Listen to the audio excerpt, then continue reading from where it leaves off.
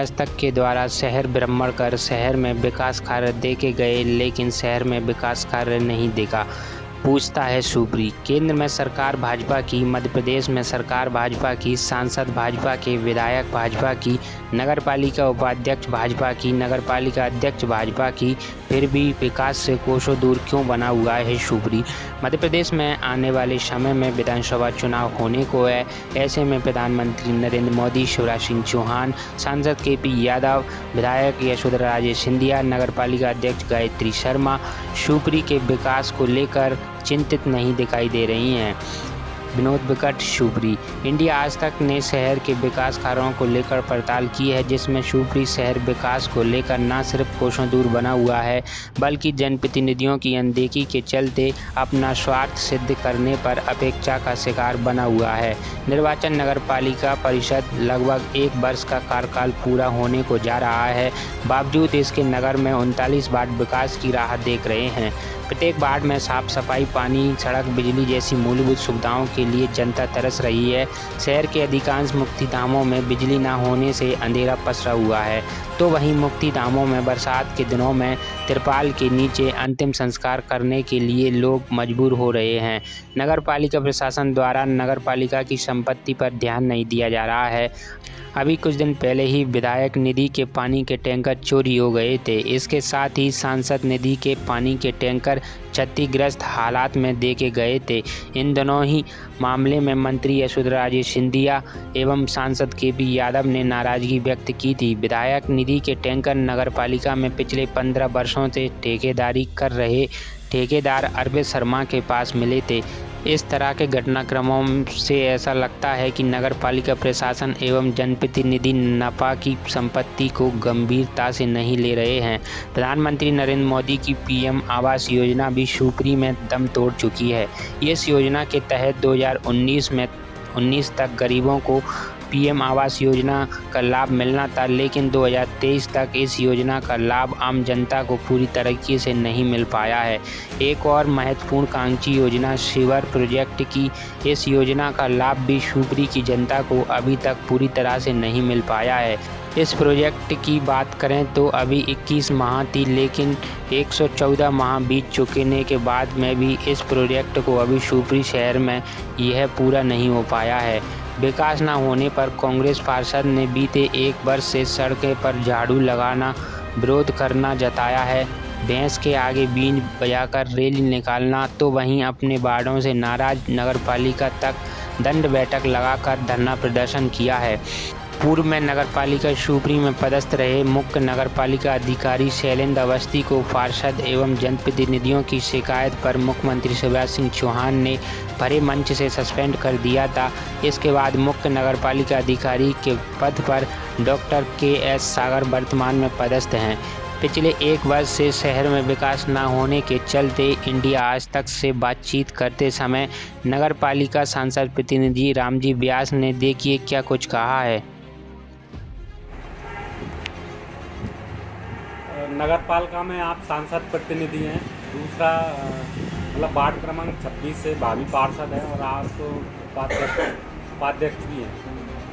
तो नगरपालिका के जो 39 वार्ड हैं और नगरपालिका को जनप्रतिनिधि चुने हुए 8 या 10 महीने का समय व्यतीत हो गया है, तो किस तरह से विकास को देखते हैं शुरू से अभी तक?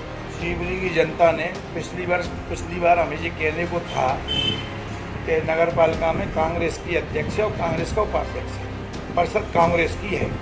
इस बार जनता ने, शिवपुरी की जनता ने हमारे पे विश्वास किया और 22 पार्षद भाजपा की जीता। इसके साथ अन्य पार्षद भी जीते और यहाँ निर्वाचन संपन्न हुआ। उसके बाद हम सबका कर्तव्य नगरपालिका का, निर्वाचित बॉडी का, कि हम सब मिलजुल कर शिवपुरी के विकास को एक नई गति दें और शिवपुरी को, पर्यटक शहर हमारे शिवपुरी को बहुत से क्षेत्रों में हम नंबर 1 पे पहुंचाएं। लेकिन ईमानदारी की बात यह है कि परिषद के जिम्मेदार जो अधिकारी हैं और जो इंजीनियरिंग विंग है, वो जिम्मेदारी से अपने कर्तव्य का पालन नहीं कर रहे।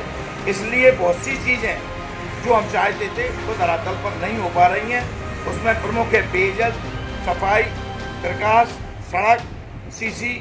जो महत्वपूर्ण एक सबसे बड़ी समस्या है शहर में अभी आ रही है 39 वार्डों में, सारे दिन लोग फ़ोन करते हैं, वो है पानी से कीचड़ का पूरे शहर में। इससे बच्चों के स्कूल जाने में समस्या आ रही है, महिलाओं के बाजार जाने में समस्या आ रही है, मंदिरों के दर्शन करने में समस्या आ रही है। इस दिशा में मैं लगातार मुख्य नगर पालिका अधिकारी को पत्र लगातार लिखित में दे रहा हूँ, उससे कह भी रहा हूँ कि पहले आप पूरे शहर में भ्रमण करें।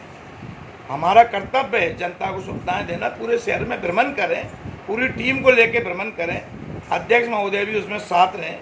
भ्रमण करके पहले वास्तविक स्थिति जानें, लोगों से चर्चा करें, संवाद करें, समस्याओं को चिन्हित करें और उसके बाद प्राथमिकता के आधार पर उन समस्याओं को बरसात निकलने के बाद निराकरण करें। अभी सीएमओ साहब बता रहे थे कि मिनी थीम रोड का क्या कंसेप्ट है, पार्षदों से बात करें, थीम रोड बना दें, सीसी डाल दें वार्डों में। बस जनता यही चाहती है। एक अमृत पेयजल योजना के तहत जो रोडों का खुदाई हुई थी, मेरे ही वार्ड में बड़ी गंभीर समस्या है। बहुत छोटा सा काम था, वहाँ पे लोग गिरते हैं, मुझे बड़ी वेदना होती है।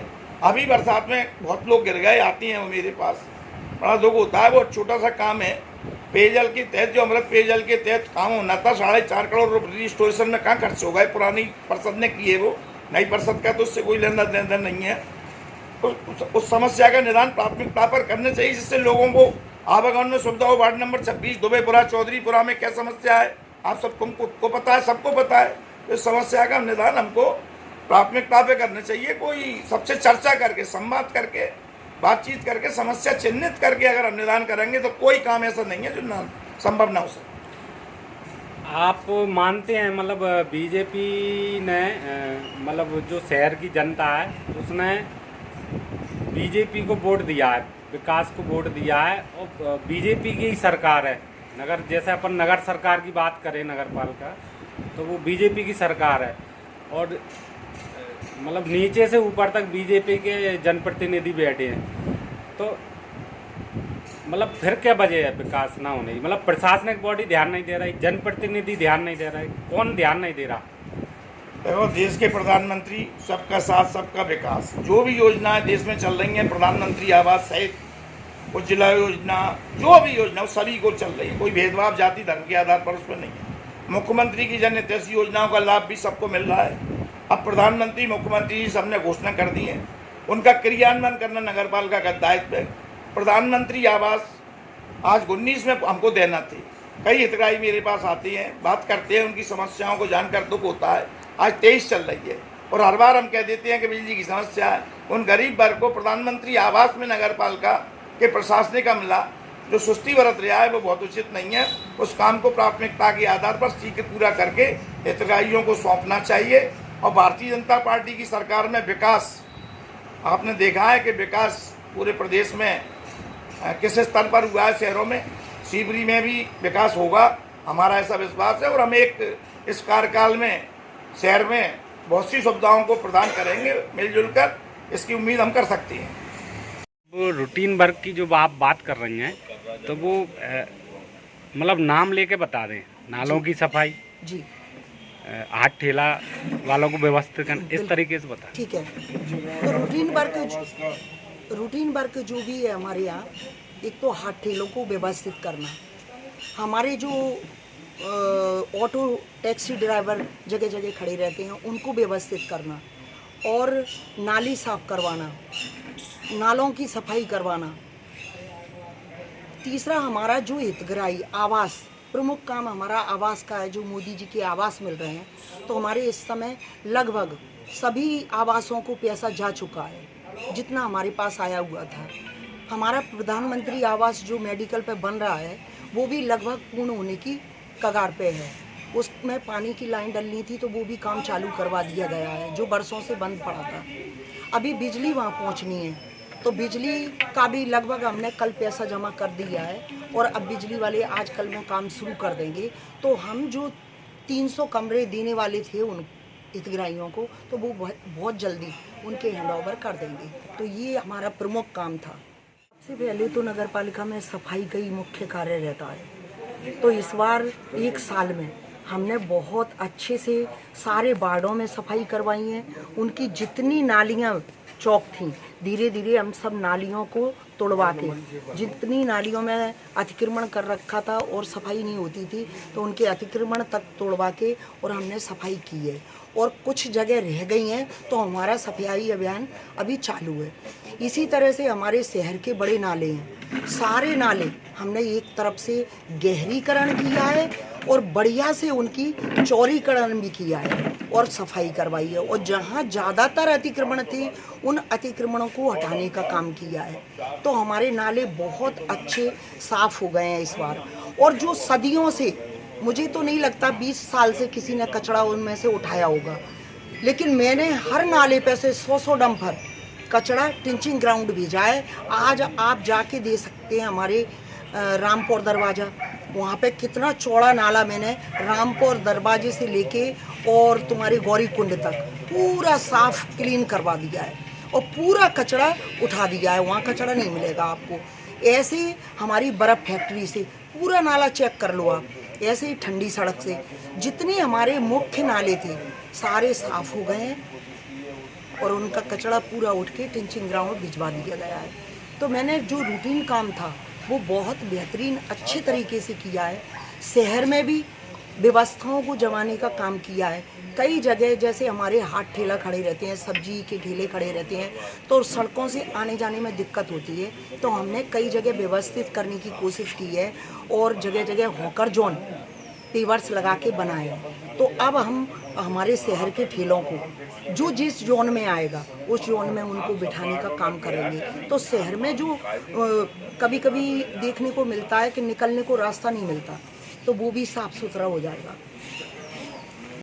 मैं अपने वार्ड क्रमांक 36 से मंदिर से यहाँ तक पेड़ भर के आया हूँ। भगवान इनको सद्बुद्धि देना। मैं माता रानी का भक्त हूँ। मैं नगरपालिका मैया को भी प्रणाम करता हूँ कि मेरे वार्ड के साथ जो दुर्व्यवहार किया जा रहा है, भेदभाव किया जा रहा है, उसको खत्म करें। मैं विकास चाहता हूँ।